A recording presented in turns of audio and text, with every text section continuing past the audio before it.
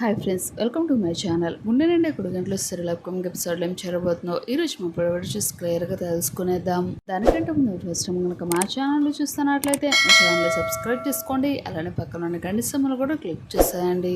ఇక వీడియోలోకి వెళ్ళినట్లయితే, ఈ అమ్మ కోసమే నేను పార్లర్ అమ్మేసి మరి ఆ పార్లర్లో నేను ఒక వర్కర్గా వర్క్ చేయాల్సిన పరిస్థితి వచ్చింది అని చెప్పేశాడు. అసలు నిజాన్ని మనోజ్ ముందు బయట పెట్టిన రోహిణి షాక్ లో మనోజ్ ఇందుకు అసలు సీరియల్ ఏం జరగబోతుంది, నిజంగానే రోహిణి పార్లర్ అమ్మిస్తుందన్న విషయాన్ని మనోజ్ ముందు బయట పెట్టనుందా? ఒకవేళ బయట పెడితే మరి మనోజ్ ప్రభావతికి చెప్తాడా లేదా? అసలు సీరియల్ ఈ ట్విస్ట్ కనుక ఎలా జరగబోతుంది మీరు తెలుసుకోవాలి అనుకుంటే ఈ వీడియోని ఎక్కడ స్కిప్ చేయకుండా అండ్ వరకు చూస్తాయండి. అప్పుడు మీకు క్లియర్ గా అర్థమవుతుంది. అలానే మా వీడియోని ఇప్పటివరకు కనుక లైక్ చేయనట్లయితే వెంటనే ఒక లైక్ చేసేయండి. సరేనండి, సీరియల్ ఏం జరగబోతుంది చూస్తే తెలుసుకుందాం. ఇక మొత్తం మీద సీరియల్ కనుక చూసుకున్నట్లయితే పూలదండల ఆర్డర్తో వచ్చిన డబ్బులతో మొత్తానికి బాలుకి కారు కొనివ్వాలి అని చెప్పేసి అనుకుంటుంది మీనా. ఇక ఆ విషయం బాలుకి కూడా చెప్పకుండా కారు కొనిచ్చి సర్ప్రైజ్ చేయాలని చెప్పేసి అంటూ ప్లాన్ చేసుకుంటుంది.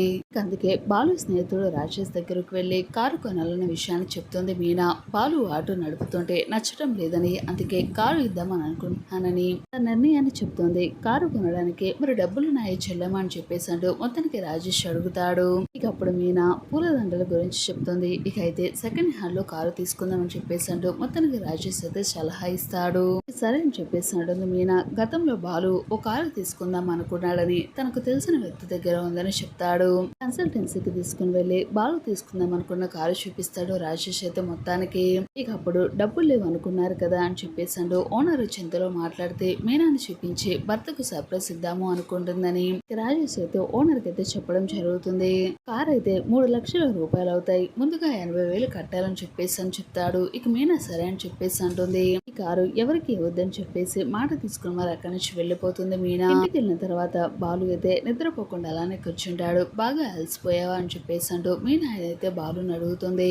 ఇంట్లో ఇంతమంది ఆడవాళ్ళున్నా ఒకరు కూడా సాయానికి రారు అని చెప్పేసి అంటూ చాలా బాధపడతాడు. ఆటో తోలి వీపు నొప్పి పెడుతుందని చెప్పేసి అంటాడు. పడుకోండి ఒళ్ళు పడతారని చెప్పేసి అంటుంది. ఇంతలో ప్రభావతి రావడంతో కంగారుగా లేచి కూర్చుంటాడు. ఒక్కసారిగా మీనా బాలు మీద పడిపోతుంది. అలా ఇద్దరు కూడా చాలా ప్రేమగా చూసుకుంటారు. ఇంతలో ప్రభావతి వచ్చి ఏంటిది హాల్ అని చెప్పేసి అంటే చాలా మండిపడుతుంది. ఇక నోటుకు వచ్చిందల్లా మాట్లాడుతూ ఉంటుంది. వెంటనే సత్యం అక్కడికి వచ్చి మిమ్మల్ని మీ అమ్మ ఇలా చూడలేకపోతుందిరా, ఇకపై మీరు మా రూమ్ లో ఉండండి అని చెప్పేసి అంటూ అక్కడ నిద్రపోండి, మేమిద్దరం ఇక్కడే ఉంటామని చెప్పేసి అంటూ సలహా ఇవ్వడంతో ప్రభావతి ఒక్కసారిగా షాక్ అయిపోతుంది. ఇక మరోవైపు మౌనిక ఎలాగైనా సరే తన భర్తను మార్చాలి అని చెప్పేసి అంటూ ఎలాగైనా మరో ప్రయత్నం అయితే మొదలు పెడుతుంది. దేవుని వైపు నుంచి రావాలి అని చెప్పేసి అంటూ మౌనిక తన భర్త కోసం సంజు మారాలి అని చెప్పేసి అంటూ కోరుకుంటూ ఉపవాసం అయితే చేస్తుంది. ఇక పూజ పూర్తి చేసి తన అత్తయ్యతో ఆ విషయాన్ని చెప్తుంది. ఇంతలో సంజు వచ్చి చాలా గొడవ చేయడంతో ఈ రోజు మౌనిక పూజ చేసుకుంటుంది. ఏం కావాల్సిన సరే నన్ను అడుగు, ఇలాంటి భార్య దొరకడం మీ అదృష్టం, కోసం అదేం చేసుకుంటుందో చేసుకుని ఎన్నాళ్ళు పూజ చేస్తుందో నేను కూడా చూస్తానని చెప్పి సంజు అయితే చాలా సీరియస్ అవుతూ ఉంటాడు. కానీ మౌనిక మాత్రం చూడండి, మిమ్మల్ని ఎలాగైనా సరే మార్చే బాధ్యత నాది.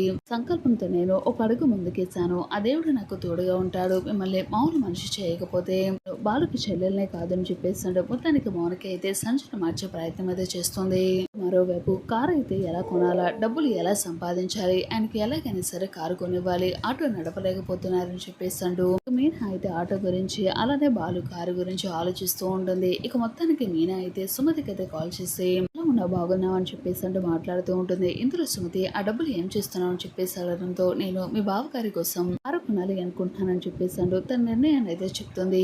రాజేష్ అన్నయ్యతో వెళ్ళి కూడా నేను కలిసి మాట్లాడాను, కారు అమ్మడానికి శివనే కారణమని, కారు కొనిద్దాం అనుకుంటున్నానని చెప్పేసి అంటుంది. నా దగ్గర 60,000 మాత్రమే ఉన్నాయి, ఇంకా 20,000 అవసరం అవుతాయి. వడ్డీ వ్యాపారి దగ్గరకు వెళ్ళమంటుంది సుమతిని. పూలకొట్టు తాకట్టు పెట్టి అప్పు తీసుకోవాలని చెప్పేసి అనుకుంటుంది మీనా. ఇంకా వడ్డీ వ్యాపారి వచ్చి పూలకొట్టు చూసి ప్రామిసరీ నోటుపై మీనాతో సంతకం పట్టించుకుని 20,000 అప్పుగా ఇస్తాడు. అంతా కూడా ప్రభావిత గమనిస్తూ ఉంటుంది. నివాసరావు పూలకొట్టు చూపించి మరి అప్పు ఎందుకు తీసుకుంటున్నావు, ఎందుకు వాడొచ్చు పూలకొట్టు చూసి మరి నీకు అప్పు ఇచ్చినట్లుగా లేదు, ఇంటిని చూసి మరి అప్పు ఇచ్చినట్లుగా ఉంది, మళ్ళీ మాకేమన్నా ప్రమాదాన్ని తెచ్చి పెడతావా ఏంటి, తీసుకుని చెప్పేసి నోటికి వచ్చిందలా మాట్లాడటంతో ఇక మీనైతే చాలా సీరియస్ అవుతుంది. బంగారం కొనుక్కుందామని నేను అప్పు తీసుకున్నాను చెప్పేసి అంటూ ప్రభావతికి అయితే చలకిస్తుంది. ఇక మరోవైపు రోహిణి అయితే పార్లర్ లో చాలా టెన్షన్ గా పడుతూ ఉంటుంది. ఇక తన ఫ్రెండ్స్ దివ్యతో మాట్లాడుతూ ఉంటుంది. ఇప్పటికే మా అత్తయ్యకు నెల నేను పాకెట్ మనీగా కొంత డబ్బులు ఇస్తున్నాను కాబట్టి కానీ ఇప్పటికీ శృతినే నెత్తిన పెట్టుకుంటుంది. ఎంతైనా ఆస్తులు డబ్బుని కోటేశ్వరరాలు కుటుంబం నుంచి కోడలుగా వచ్చింది కదా, నా దగ్గర నుంచి ఎటువంటిది కూడా ఆశించలేదు కదా, నేనేమో పేరుకు మలేషియా నుంచి వచ్చానని చెప్పేసి అనుకుంటుంది. నా వల్ల ఒక్క రూపాయి కూడా లేదు, నెల నెల ఆవిడకి శాలరీ ఇస్తున్నాను కాబట్టి సరిపోయింది. కాకపోతే నన్ను కూడా మీనాతో సమానంగా చూస్తుంది. ఇప్పుడు చూస్తే మీనా కూడా పూల కొట్టు మీద బాగానే సంపాదిస్తుంది. ఇప్పుడు మీనా కూడా నెల పాకెట్ మనీ కింద అత్తయ్య గారికి జీతం ఇవ్వటం మొదలు పెట్టిందంటే ఇక నన్ను కూడా చాలా చీప్ గా చూస్తుంది. మీనాతో కూడా పోటీ అయిపోతుంది. ఏం చేయాలని చెప్పేసి అంటూ చాలా టెన్షన్ పడుతూ ఉంటుంది. ఇక ఇంతలో విద్యార్థి ఇలా అంటుంది, చూడు రోహిణి, నువ్వు ముందు ముందు ఇంకా చాలా ప్రమాదంలో పడుతున్నావు. ఇప్పటికే నువ్వు ఆ గోగంధన్ వల్ల చిక్కుకున్నావు. వాడికి నెల నెల డబ్బులు ఇస్తున్నావు, ఇటు చూస్తే వడ్డీ కడుతున్నావు, అంత పార్లర్ కూడా లేదు, అమ్మేసి మరి ఇక్కడ వర్క్ చేస్తున్నావు, అటు చూస్తే మీ అత్తయ్య కూడా డబ్బులు ఇవ్వాలి. వీటన్నిటిని అసలు ఎలా కవర్ చేస్తావు? ఈ గురించి ఒకనొక రోజు నిజం బయటపడితే నువ్వు తప్పించుకోగలవు అని చెప్పేశాడు. ఇద్దరు మాట్లాడుకుంటూ ఉంటారు. ఇక ఈ లోపల అనుకోకుండా మనోజ్ అయితే పార్లర్ కి రావడం జరుగుతుంది. రోహిణి ఉన్నారని చెప్పేసడంతో ఇప్పుడు పిలుస్తానని చెప్పేసాడు. రోహిణి పిలవడం జరుగుతుంది. ఇంతలో పక్కన ఉన్న విద్యార్థి, నీ భర్త మనోజ్ వచ్చాడు, కొంపతీసి అసలు బోర్డు గనక చూశాడు అంటే నిజం బయటపడిపోతుందని చెప్పేసడంతో రోహిణి చాలా కంగారు పడుతూ ఉంటుంది.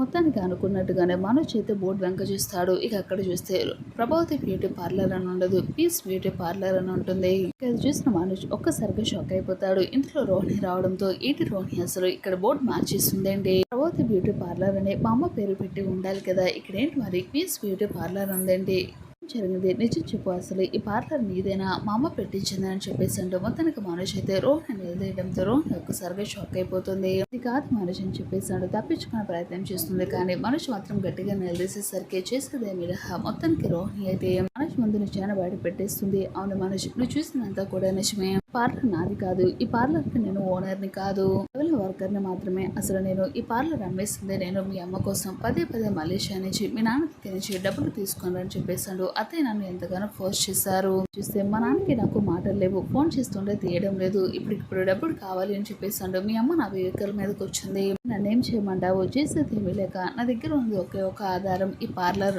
నేను ఆ రోజు ఈ పార్లర్ అమ్మేసి మరి అలానే నాకు కట్నం కింద ఇచ్చిన నగలు ఉన్నాయి కదా వాటిని కూడా అమ్మేసి కొంత డబ్బులు ఫైనాన్షియల్ కింద తీసుకుని మొత్తం కలిపి డబ్బులు తీసుకుని వచ్చి మీ అమ్మ చేతులు ఆ రోజు పెట్టింది ఈ పార్లర్ అమ్మేసే. కానీ మొత్తానికి పార్లర్ అమ్మేస్తుంది అనే విషయాన్ని అసలు నిజాన్ని మనోజ్ ముందు బయట పెట్టేస్తుంది రోహిణి. దాంతో మనోజ్ ఒక్కసారిగా షాక్ అయిపోతాడు. ఏంటి రోహిణి అసలు ఏం చెప్తున్నావు? దివ్య కూడా అవును మనోజ్, నిజంగానే రోహిణి పార్లర్ అమ్మేసింది, ఈ పార్లర్ రోహిణిది కాదు, పీస్ బ్యూటీ పార్లర్, ఇది వేరే వాళ్ళకి అమ్మేసింది. పాపం రోహిణి అసలు ఎన్ని కష్టాల్లో ఉందో నీకేం తెలుసు, కనీసం భర్తగా నువ్వే తనని అర్థం చేసుకోవాలి, అందరూ కూడా డబ్బులు తీసుకుని రమ్మండి అని చెప్పేసాడు. తనని ఫోర్స్ చేస్తూ ఉంటే తన మాత్రం ఏం చేస్తుంది, వాళ్ళ నాన్నకి తనకి ఇద్దరికి కూడా బాండింగ్ లేదు, సరిగ్గా మాటలు కూడా లేవు కదా, భర్త అయ్యిండి నువ్వే తనకి తోడుగా ఉండాల్సిందే, ప్రాబ్లం నుంచి నువ్వే తనని సాల్వ్ చేయాలి, ఈ విషయాన్ని నువ్వు మీ అమ్మకి ఏ మాత్రం చెప్పొద్దు అని చెప్పేసాడు. మొత్తానికి రోహిణి అయితే మనోజ్ దగ్గర మాట తీసుకుంటుంది. అప్కమింగ్ ఎపిసోడ్ అది ఖచ్చితంగా ఇలా అయితే జరగబోతుంది. మరి రోహిణి పార్లర్ అమ్మిస్తుందన్న విషయాన్ని మనోజ్ తన దగ్గరే ఉంచుకుంటాడా, లేకపోతే ప్రభావతి ముందు బయట పెట్టి గొడవ చేస్తాడా? అప్కమింగ్ ఎపిసోడ్ లో ఏం జరుగుతుంది మీరు డైలీ తెలుసుకోవాలనుకుంటే డైలీ గుండె సీరియల్ని చూస్తూ ఉండండి. వీడియో నచ్చినట్లయితే తప్పకుండా ఒక లైక్ చేయడం మాత్రం మర్చిపోకండి. మా ఛానల్ అప్కమింగ్ ఎపిసోడ్ ఏం జరగకుండా డైలీ తెలుసుకోవాలనుకుంటే మా ఛానల్ని ఫాలో అవుతూ ఉండండి.